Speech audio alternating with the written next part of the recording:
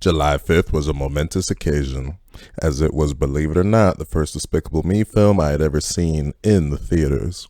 I watched those films when they came out on video the years they came out. I did regrettably see the first Minions film in the theaters, though. I'll get into that later. But the Despicable Me and Minions franchise is Illumination's golden goose. Those movies just make crazy amounts of money. Hence why Illumination makes sure to pump those films out at least every few years or so. And I haven't had a lot of good things to say about Illumination over the years because I think they've made some real dog movies. Collectively, a majority of their movies just don't aim very high or put in a whole lot of effort outside the animation. That laziness eventually trickled down to the Despicable Me franchise. I think Despicable Me 1 and 2 are legit good, heartfelt, funny, and you can see why they put Illumination on the map. Unfortunately, I thought Despicable Me 3 was pretty lackluster, and I fucking hated both Minion movies. Minions, perfect side gag characters, but as the main characters, yikes. Those movies felt like they were written by Minions, which, as you can guess, I don't think that was a good thing. And then over the years, they just produced some real turkeys like The Grinch, blah. Secret Life of Pets, blah. The Minions movies, blah. So given how I feel about the majority of the Illumination films and the last 3 films in the Despicable Me and Minions franchise, you may be thinking, you fucking hypocrite, why the hell would you pay to watch part 4 in the theaters? Well, a few months ago, I earned a free AMC movie ticket during a re-release of Turning Red, where I was dealing with a little head kid whose movie-hopping family was letting him run around, yell, and scream throughout the whole second half of the film. I put in a complaint to the AMC movie crew, and me and my pals were awarded with a free one-use ticket. I decided to utilize it for a movie I had no interest in paying for. Madam Web was up for debate, but I ultimately decided to utilize it for Despicable Me 4. I saw this movie this past Friday in Dolby, which again was for free. In Despicable Me 4, Gru has settled down with his new life with his family, his adopted daughters, and of course his wife Lucy, and they now have a son of their own.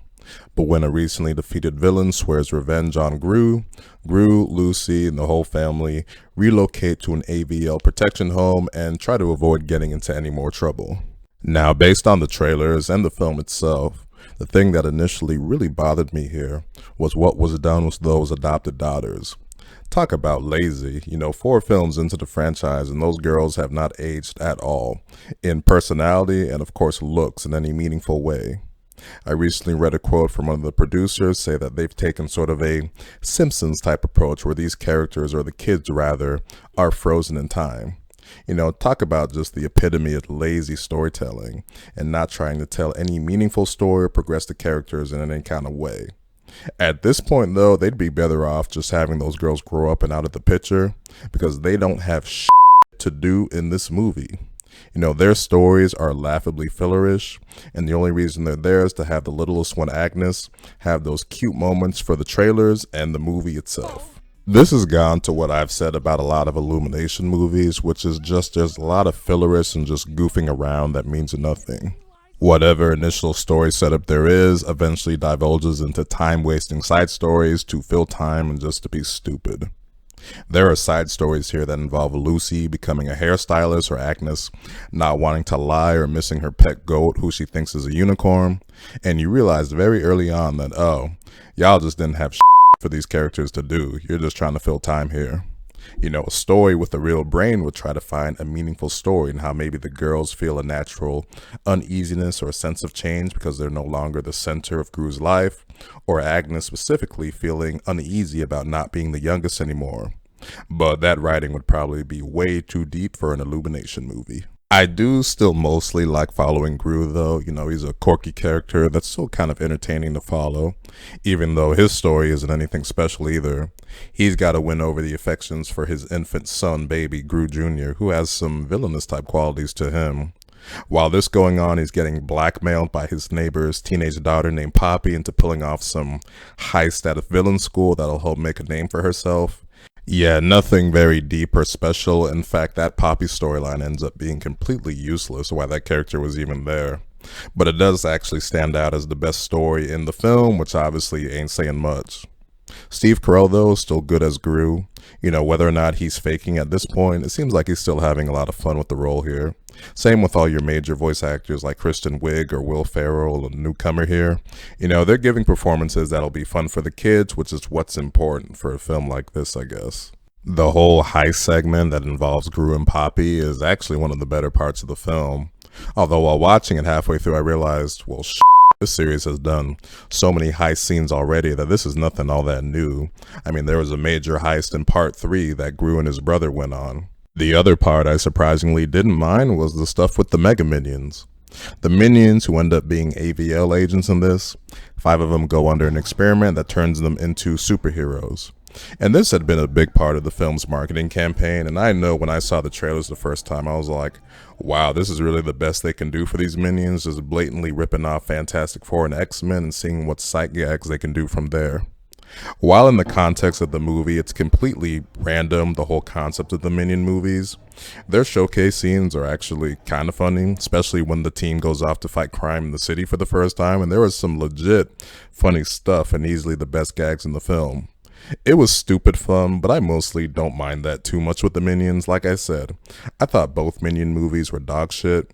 They just don't work as the main characters in their film, but as the side characters, they definitely work. Not all of it works though. There are a few gags here where it's like, wow, this is humor only someone under 6 would laugh at. But the Minions are the Minions here, and whether or not you consider that a good or bad thing is going to be up to you. But all the other slapsticky type humor throughout the film seemingly got no laughs from the audience I was with, and rightfully so, because a lot of it did really suck. There's a whole scene in a karate studio that's pretty bad. There's a chase scene that happens in a grocery store that involves Lucy and some woman whose hair she really f***ed up, and she's chasing her all throughout the grocery store, and it's pretty awful. It's a fillerish scene that will make you feel dumber and dumber as it goes on. It's 4-year-old level entertainment. These side stories eventually lead to your climax here, which was terrible. Your villain, Maxime Lemall, just a flamboyant mess of a villain that you're just like, whatever, let's just get this over with. He has this whole thing with cockroaches that he can mutate people into man-human cockroach type things.